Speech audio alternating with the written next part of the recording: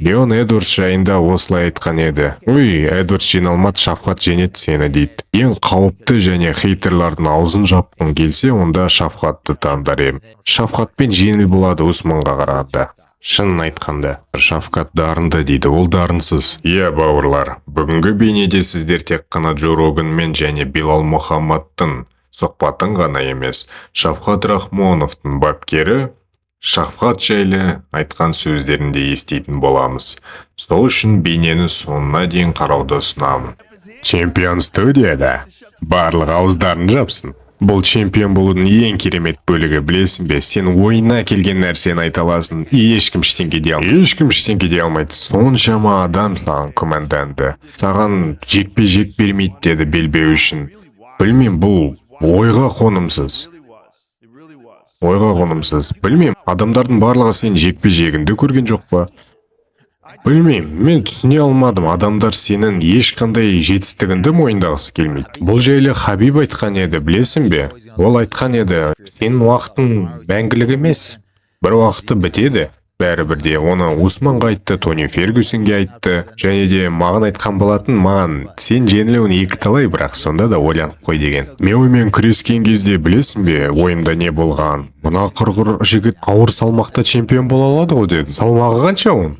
1.90 ғой деймін. Онымен қоса ол үнемі күреседі, маған айтқан еді 30 минуттай күн сайын жүгірем деген. Сондықтан ол өте жақсы формада. Есіме түсірсем, мен Исламмен Пория жекпе-жегінде Исламға дайындалуға көмектестім. Сол кезде Хабибпен күрескен едім. Ол мен сол жақта өлтіріп жатты. Білгенін істеп, лақтырып сөйтті. Сосын тренерім келіп маған айтқан болатын, сен Эдвардспен шығасың, Дана Уайт айтты ғой, білесің бе деп. Мен расымен бе дедім. Ал бүгінгі шығарылым Ерланның, Пернеханның, Абылайханның, Ғарыштың, Шараптың және Бауыржанның арқасында шыққан болатын. Сіздерге көптен көп рахмет, алғыс айтамын. Осындай қазақ бауырларым барына өте қатты қуанамын. Сіздер де біздің арнамызды қолдағыңыз келсе, осы нөмірмен кез келген қаражат жіберсеңіздер болады. Қазақ бауырларыңызды қолдап жатқандарыңызға мында бір алғыс.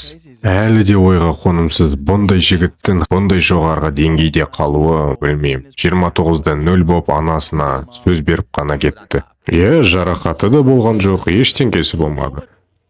Келесі кім деп ойлайсың? Біреу Шафқат дейді, біреу Усман дейді. Артымнан мұра қалдырғым келсе, әрине Усманды таныр едім. Ол танымал. Дана Уайт оны Джордж Сен-Пьерге салыстырып, оны асып өтті деді. Ал ең қауіпті және хейтерлардың аузын жапқың келсе, онда Шафқатты таңдар ем. Ешбір жеңілісі жоқ, нағыз қанішер. Бірақ эгоистік тұрғыда қарағанда Усман мен pay-per-view көп сатылады. Оны жеңсем, жейспеге жақындаймын. Мен сонда Усманды, Майланы, Эдвардс, Гилберт Бёрнс, Брэдиді жеңген боп шығам. Бұдан кейін мен жетістіктерімді мойындамай көріңдер. Бірақ Шафқат жайлы маған ол сені айырады деп айтуды қоймайды бәрібір. Леон Эдвардс жайында осылай айтқан еді. Ой, Эдвардс жиналмады, Шафқат жеңеді сені дейді. Мен де ашуланғам осы кезде, сендер қателесесіңдер деп мойындатқым келді. Түсінесің бе, біз әр жауынгерге қарсы жоспар құрамыз. BGP-ге құрған тәрізді әркімге құрамыз. Менде Шафқатқа дайындалған жоспарым бар. Усманға да, себебі оның артынан қанша уақыт жүрдім, андадым. Мен олардың соншама жекпе-жектерін көрдім. Олардың мені қорқытатындай бірде-бір нәрселерін көріп тұрған жоқпын. Олардың қорқынышты соққылары бар дей алмаймын.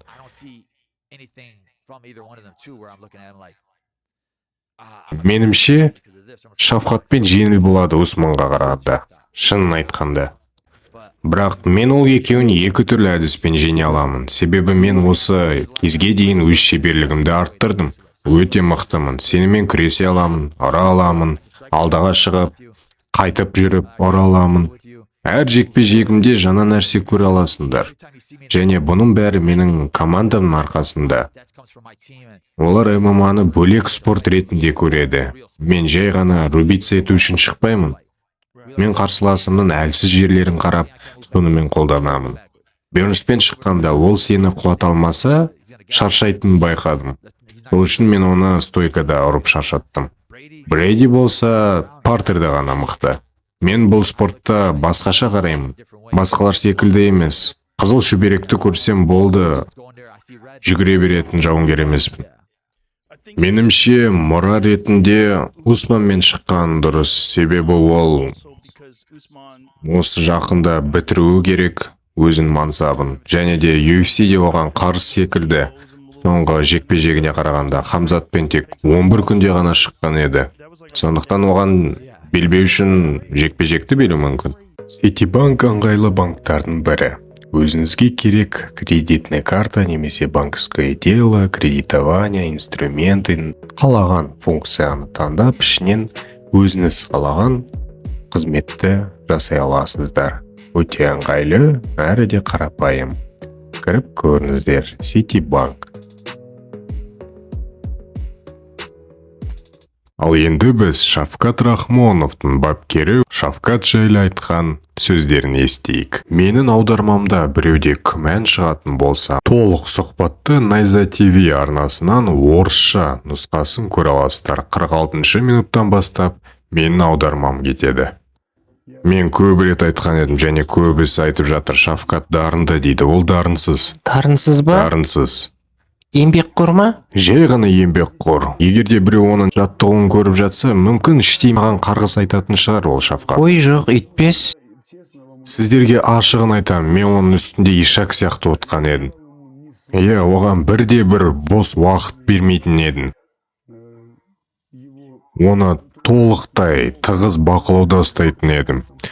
Ол жаттығуда да, сбор жасағанда да, барлығынан бөлек оған ғана ерекше қысым көрсететін едім. Себебі оның ерекше екенін көрсетпеуім керек еді. Оған ешқандай жеңілдік жоқ екенін. Ол чемпион болса да, бәрібір де оған бәрінен көп қысым көрсететін едім. Себебі басқалар да түсінуі керек, оларды не күтіп тұрған. Сіздің ойыңызша дарын жоқ па сонда?